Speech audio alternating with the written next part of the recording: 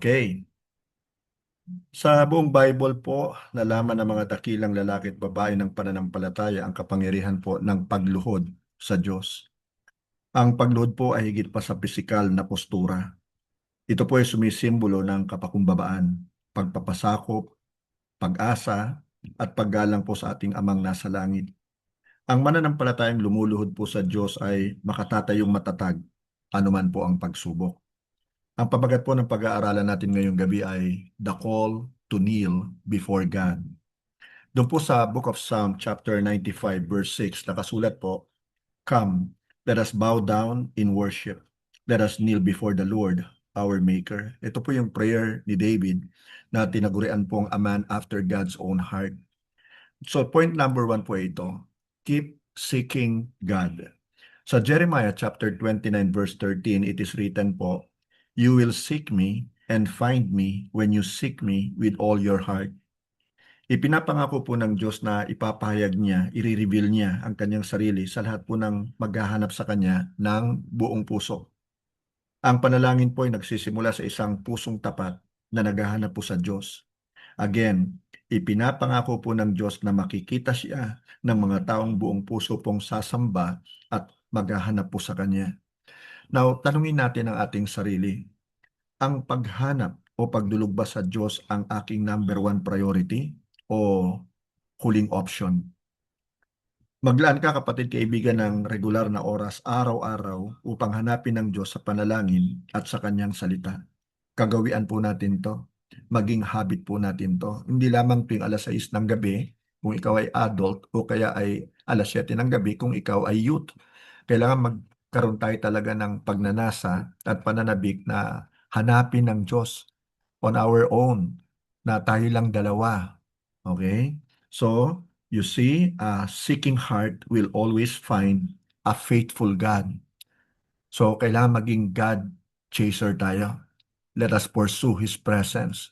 At masusumpungan naman po natin siya kagaya po ng ipinangako dito sa Jeremiah chapter 29 verse 13. Now, second point po, never lose heart.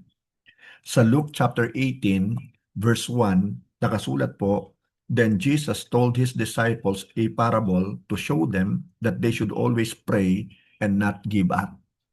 Gusto talaga ng ating Panginoon na maging ano po tayo, maging persistent tayo, maging persevering tayo sa pananalangin eh. Naalala ko nga po yung sinabi ni Jesus, di ba? Na ask and you shall receive, seek and you shall find, and knock and the door shall be open. Kung titingnan po natin yung mga simula ng sinabi ni Jesus yan, ay yan po yung acronym ng ASK eh. ASK eh. Ask and you shall receive. Seek, S, and you shall find. Knock, K, and the door shall be open. So, persistent po dapat tayo kung manalangin. Ano po, hindi yung nanalangin ka, nabigo ka, hindi ka sinagot ng Panginoon, ayaw ko na. Hindi po pwede yon. We should never lose heart in seeking the Lord. Okay. So, yung patuloy po at matyagang panalangin ay nagpapakita po yan ng matatag na pananampalataya. Yung hindi ka ba umuurong, hindi ka sumusuko. Talagang ika nga, ipoporso mo siya eh. Kailangan mo talagang maranasan yung presence niya. Hindi ka papayag na hindi. Okay. Bagamat may mga prayers po na tila delayed ang sagot, ang totoo po, laging perfect ang timing po ng ating Diyos. Madalas lang kasi nilalagay natin siya sa ating timeline eh. Parang inoorasan natin siya eh. Gusto natin kaagad pag nanalangin tayo, sagutin niya kaagad. Pero may proseso po yan eh. Tinitingnan ng Diyos actually yung kalagayan ng ating puso, yung motibo ng ating puso. So ito ngayon ang tanong para sa atin, ano? Nasisiraan ba ako ng loob sa pagpipray para sa isang bagay na inilalagay ng Diyos sa aking puso? Maybe there are times na parang nadi-discourage ka. Meron kang gusto sa Panginoon pero ilang beses mo nang hiningi sa Kanya, parang ito ay hindi nakakarating sa Kanya. Parang bingi ba siya? Maiksi ba ang Kanyang kamay kaya hindi niya tayo mapagbigyan sa ating hinihingi sa Kanya? Hindi po totoo yun. Marunong sa lahat ang Diyos. Now, point number 3 po, expect God's answers. Now sa 1 John chapter 5 verses 14 and 15, nakasulat po, This is the confidence we have in approaching God, that if we ask anything according to His will, He hears us. And if we know that He hears us, Whatever we ask, ano man ang hingin natin, hilingin natin, we know that we have what we ask of Him. Nandudun talaga yung katiyakan na sasagutin tayo ng Panginoon. Especially kapag ang hinihingi natin talaga ay according to His will, to His purpose, to His plan. So expect God's answer. Sasagutin tayo ng Lord, kapatid, anak niya tayo eh. Tayo nga eh, how frail we are as human beings eh. Pero pag magulang tayo, tapos may hiningi sa atin ng anak natin o ang apo natin, as much as possible talaga ibibigay natin eh, yung hinihingi sa atin. Ayaw natin silang biguin. Eh, gaano pa kaya ang Diyos? Pero tinitingnan ng Diyos kung ito ba ay naaayon sa kanyang perfect will, yung hinihingi natin sa kanya. So anyway, expect God's answer. Pag ito'y ayon sa kalooban ng Lord, in His own perfect time, ibibigay niya ito sa atin. So huwag tayong mainip. Ang prayer po ay nakatayo yan o nakatindig yan sa tiwala sa mga pangako ng Diyos. Hindi man natin natatanggap ang sagot na inaasahan natin, makatityak naman tayong laging the best ang ipagkakalob sa atin ng Panginoon. Now, tanungin natin ngayon ang ating sarili no, as a reflection. Nagtitiwala ba ako sa sagot ng Diyos sa prayers ko? Kahit ito'y iba sa inaasahan ko? There are times talaga na meron tayong gustong hingin sa Panginoon. Gusto natin yun ang ibibigay eh, yung sagot na yun, di ba? Pero there are times na hindi yun ang sagot niya eh. Pero dapat pa rin natin siyang pagtiwalaan because He knows everything, di ba? Especially yung makakabuti po sa atin. So manalangin po tayo ng may pananampalataya habang ipinapasailalim po natin ang bawat kahilingan natin sa perfect will and purpose ng ating Diyos. So expect God's answer. Now, point number 4, express thanksgiving. Dapat meron tayong heart of gratitude, an attitude of gratitude. Dapat marunong tayong magpasalamat, kapatid. Ang malungkot na katotohanan marami pa rin sa mga Kristiyano ang binebless na ng Lord pero ang nakikita nila hindi yung blessing. Ano po? Kailangan natin matutong magpasalamat sa anumang bagay. Di ba? Yun ang sinabi ni Apostle Paul, give thanks in all circumstances because this is the will of God for you in Christ Jesus. Now let's go to Philippians chapter 4 verse 6. Listen carefully. Ang sabi po rito ni Apostle Paul, don't worry about anything. Instead, pray about everything. Tell God what you need. Now listen to this. And thank Him for all He has done. Magpasalamat po tayo, kapatid. Ang panalangin po may pasasalamat ay nagbibigay po ng karangalan sa Diyos. Ang pagpapasalamat po ay nagpapaalala sa atin sa kabutihan po ng Diyos at nagpapalakas po ng ating pananampalataya for our future victories. Tandaan natin yon. Hindi naman tayo pinaplano ng Diyos na ika nga mabigo eh. Ang plano niya sa atin magtagumpay tayo. Anak tayo ng Diyos.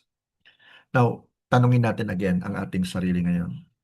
Ang mga prayers ko ba ay naglalaman ng mas maraming pasasalamat kaysa sa mga reklamo o hiling? Kaya nga, sa simula po ng ating pananalangin, napakahalaga po talagang sinisimula natin sa pagpapasalamat sa Lord. Diba? To praise Him for all He has done for us and to worship Him for who He is.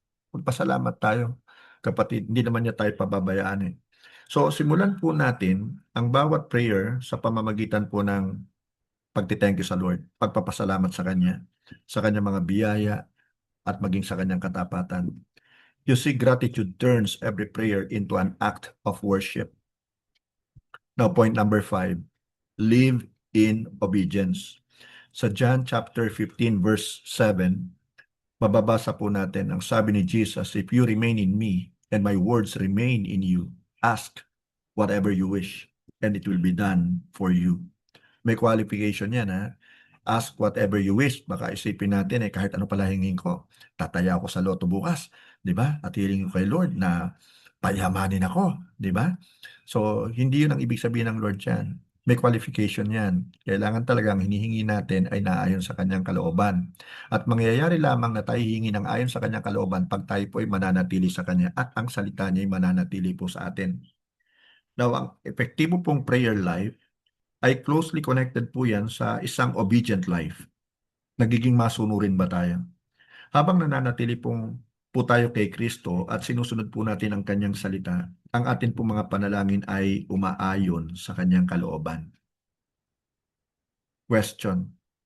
May bahagi ba ng aking buhay na ako'y tinatawag ng Diyos na sumunod sa Kanya? I believe so. Di ba? Kung magiging ano lang tayo, magiging very keen lang tayo sa pagkilos ng Holy Spirit, mapapansin natin talaga na tayo tinatawag ng Diyos na laging susunod sa Kanya. Yun ang Kanyang kagustuhan eh. Maging masunurin po tayo. So kapatid, piliin mo na sumunod sa salita ng Diyos upang ang iyong buhay at prayers ay magbigay ng karangalan sa Kanya. You see, the most effective prayers come from lives surrendered to God. Ang panalangin po ay hindi lamang isang simpleng ritual o gawaing panreligion. Ito po ang bukal ng buhay at ugnayan po ng bawat mananampalataya sa Diyos. Ganun kaimportante, kahalaga po ang prayer. When we kneel before God, mas napapalapit po tayo sa Kanya at mas na-experience po natin ang kapangyarihan niya sa ating buhay sa pagharap po sa mga pagsubok, sa mga bagyo ng buhay na ito. So always remember mga kapatid, keep seeking God, never lose heart, expect God's answer, express thanksgiving, and of course, live in obedience. Nawa po meron po tayong natutunan sa atin pong maikling pag-aaral mga kapatid at nawa maipamuhay po natin ang atin pong napag-aralan. So tayo po ay mag-pray.